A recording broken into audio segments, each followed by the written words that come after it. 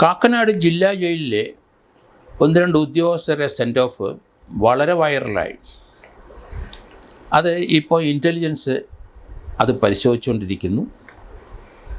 ഇൻസ്റ്റഗ്രാമിൽ അത് പങ്കുവച്ചത് ആരാണ് ആ ജയിലിനെ സെൻഡ് ഓഫ് എന്നുള്ളതാണ് ഏറ്റവും കൗതുകകരമായ കാഴ്ച. യാത്രയപ്പിന് വന്നവരിലെ കുപ്രസിദ്ധനായ ഗുണ്ട കറുകപ്പള്ളി സിദ്ദിഖും അയാളുടെ കൂടെ അയാളുടെ ശിങ്കിടികളായ ഗുണ്ടകളും ഉണ്ടായിരിക്കും. അതിൽ ചിലരും അറിയപ്പെടുന്ന ആൾക്കാരാണ്, ഗുണ്ടകളാണ്. റിയാസ്, ഷഫീഖ്, യാസിൻ, ഫറൂഖ്, അഭിജിത്ത് എന്നിവരെ തിരിച്ചറിഞ്ഞിട്ടുണ്ട്.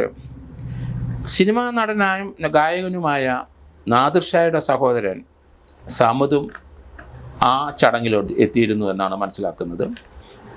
ഇവരാണ് ഇൻസ്റ്റഗ്രാമിൽ അത് പങ്കുവച്ചത്. ആ കാക്കനാട് ജില്ലാ ജയിലിലെ വെൽഫെയർ ഓഫീസറായിരുന്ന OJ തോമസിൻ്റെയും അവിടുത്തെ ഗേറ്റ് കീപ്പറായിരുന്ന TM പരീതിൻ്റെയും സെൻഡ് ഓഫ് ആയിരുന്നു കഴിഞ്ഞ 31-ാം തീയതി. വളരെ വിപുലമായ ചടങ്ങായിരുന്നു. അതിനകത്ത് കുപ്രസിദ്ധ ഗുണ്ടയായ സിദ്ദിഖും അയാളുടെ കൂടെ 8-9 ആൾക്കാരും അവിടെ വന്നിരിക്കുന്നു. അവരും പങ്കെടുത്തിരിക്കുന്നു. ആ ജില്ലാ ജയിലിലേക്ക് കാറിലേക്ക് കടന്നു പോകുന്ന ഗുണ്ടകളുടെ പിക്ചറും ഇട്ടിട്ടുണ്ട്. അതോടൊപ്പം തന്നെ അവർ ജയിലിലെ കിളിവാതിലിലൂടെ പുറത്തേക്ക് വരുന്നതും ഈ ഇൻസ്റ്റഗ്രാമിൽ അവർ ഇട്ടിരിക്കുന്നു എന്നുള്ളതാണ് അതിൻ്റെ പ്രത്യേകത. തങ്ങൾക്കിവിടെ സ്വാധീനമുണ്ട്, തങ്ങളുടെ സ്ഥലം തന്നെയാണ് ഈ ജില്ലാ ജയിൽ എന്ന് ധ്വനിപ്പിക്കുന്ന രീതിയിൽ ആ ഗുണ്ടകളും അവരുടെ പരിവാരങ്ങളും റിട്ടയർമെൻ്റ് ഉണ്ടായ ഒരാളുടെ സെൻഡ് ഓഫിന് വന്നിരിക്കുന്നു. സെർച്ച് ബ്രാഞ്ച് ഇതേപ്പറ്റി അന്വേഷണം തുടങ്ങിയിട്ടുണ്ട്.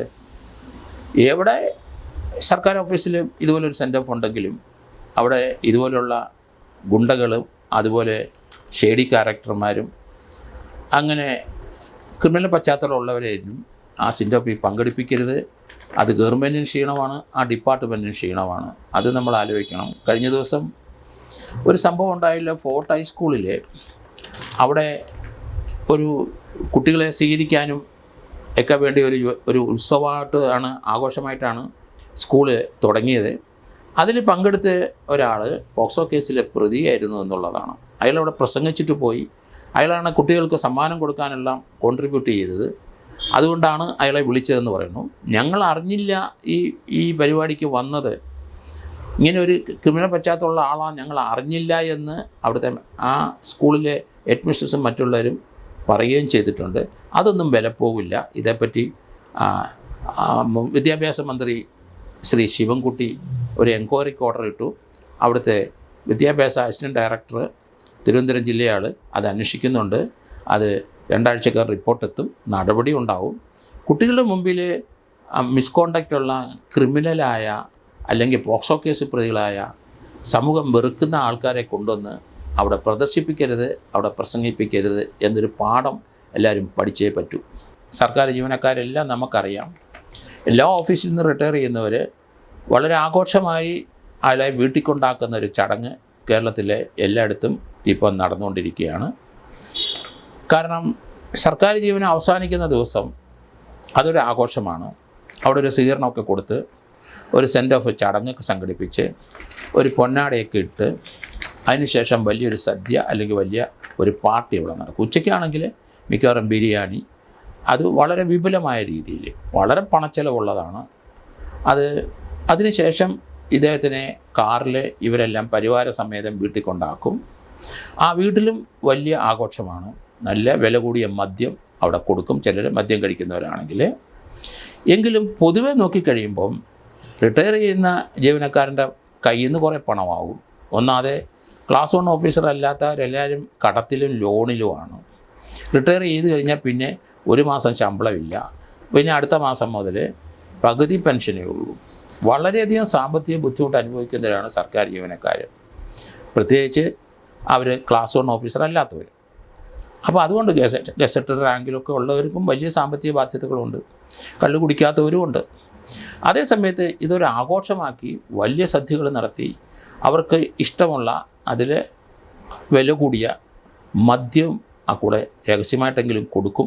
ഇല്ലെങ്കിൽ ഓഫീസിൽ കൊടുക്കാൻ ബുദ്ധിമുട്ടുള്ളവർ അതിന് പ്രശ്നങ്ങളുണ്ടെന്ന് തോന്നിയാൽ അയാളുടെ വീട്ടിൽ പോയി അവിടെ വലിയ മുഷ്ടാന്ന ഭോജനവും വളരെ വ്യത്യസ്തമായ വെജിറ്റേറിയനും നോൺ വെജിറ്റേറിയനും ഒക്കെയുണ്ട്. അതിൻ്റെ കൂടെ ലിക്കറുമുണ്ട്. എന്തു വന്നാലും ശരി ഇതിനൊക്കെ 1.5-2 ലക്ഷം രൂപ ചിലവാകും. കുറേയൊക്കെ അവർ പിരിച്ചെടുക്കും. പക്ഷേ റിട്ടയർ ചെയ്യുന്ന മനുഷ്യൻ്റെ തലയിൽ കുറച്ച് ഈ പുതിയ ഈ പരിഷ്കാരം മൂലം കടം കൂടെ കയറ്റിയിട്ടാണ് പോകുന്നത്. നമുക്ക് ഇത് നിർത്തേണ്ട സമയം കഴിഞ്ഞിരിക്കുന്നു. അവർ സർക്കാരിൻ്റെ സുദീർഘമായ സേവനം ആണെന്ന് നമ്മളെല്ലാവരും പറയും. അങ്ങനെ ചെയ്തില്ലെങ്കിലും അങ്ങനെ തന്നെ പറയും. അതിന് ശേഷം അവരെ വീട്ടിൽ കൊണ്ടാക്കിക്കോളൂ, ഒരു കാറ് പിടിച്ചോ ആക്കിക്കോളൂ, കുഴപ്പമില്ല. പക്ഷേ ആ ഓഫീസിൻ്റെ അവിടെ ഒരു സെൻഡ് ഓഫ് കൊടുത്തോളൂ, തടസ്സമില്ല. അവർക്ക് ഒരു പൊന്നാട അണിച്ച് ഒരു ഫോട്ടോ എടുത്ത് ഒരു മാല, കോസ്റ്റ്ലി മാലയൊക്കെ ധാരാളം കിട്ടും, പൂ കൊണ്ടുള്ള ഒരു മാല 10, 50, 100 രൂപയ്ക്ക്, അത് മതി. വളരെ സിമ്പിളായിട്ട് നടത്താൻ സർക്കാർ ഉദ്യോഗസ്ഥർ തയ്യാറാണ്. ഇനി ഇങ്ങനെ ആഘോഷമായി കുറച്ച് പൈസ പിടിക്കാം പലരെയും നിന്നും. അങ്ങനെ പിരിച്ചിട്ടുണ്ടെങ്കിൽ ആ പണം റിട്ടയർ ചെയ്ത ഉദ്യോഗസ്ഥൻ്റെ വീട്ടിലെത്തി അദ്ദേഹത്തിൻ്റെ ഭാര്യയിലും കുടുംബത്തിലും ആ പണം കൊടുക്കുക. ഇതുപോലെ കള്ളുകുടിച്ച് ഇതുപോലെ മുഷ്ടാന്നം ഭക്ഷിച്ച് കുറേ ഭക്ഷണങ്ങളെല്ലാം കളഞ്ഞ് ഇത്ര ആഘോഷമായിട്ട് ചെയ്യരുതെന്നാണ് ഞാൻ പറയുന്നത്. കാരണം 1-2 സ്ഥലത്ത് ആലപ്പുഴയിലൊക്കെ നമ്മൾ പത്രത്തിൽ വായിച്ചു, അത് പിന്നീട് പൊളിച്ചും കളഞ്ഞു. ആ റിട്ടയർമെൻ്റ് അന്ന് പുതിയ പന്തലിട്ടിരിക്കുന്നു. പന്തലിട്ട് സർക്കാർ ഉദ്യോഗസ്ഥന്മാരാണ് വലിയ പൈസ ചിലവാക്കിയിട്ടാണ് നടത്തുന്നത്. അതെങ്ങനെയാണ് ആ ശമ്പളത്തിൽ ഒതുങ്ങി ജീവിക്കുന്ന ഒരാൾക്ക് ഇത്രയും പണം എങ്ങനെ കിട്ടും? മിക്കവാറും റിട്ടയർ ചെയ്യുന്ന ഉദ്യോഗസ്ഥൻ്റെ തലയിൽ കുറേ പൈസ അയാളുടെ തലയിൽ അടിച്ചു കയറ്റിപ്പിക്കും. കാരണം അയാൾ റിട്ടയർ ചെയ്ത് പിരിഞ്ഞു പോകുന്ന സന്തോഷം ആർക്കും സന്തോഷം ഉണ്ടാവില്ല. അപ്പോൾ അതുകൊണ്ട് ആ പതിവ് തീർച്ചയായിട്ടും മാറ്റിയെടുക്കാൻ യൂണിയൻകാർ തയ്യാറാകണം. സർക്കാർ ഉദ്യോഗസ്ഥന്മാർക്ക് വിവിധ രാഷ്ട്രീയ പാർട്ടികളെ വിശ്വസിക്കുന്ന പല യൂണിയനുണ്ട്.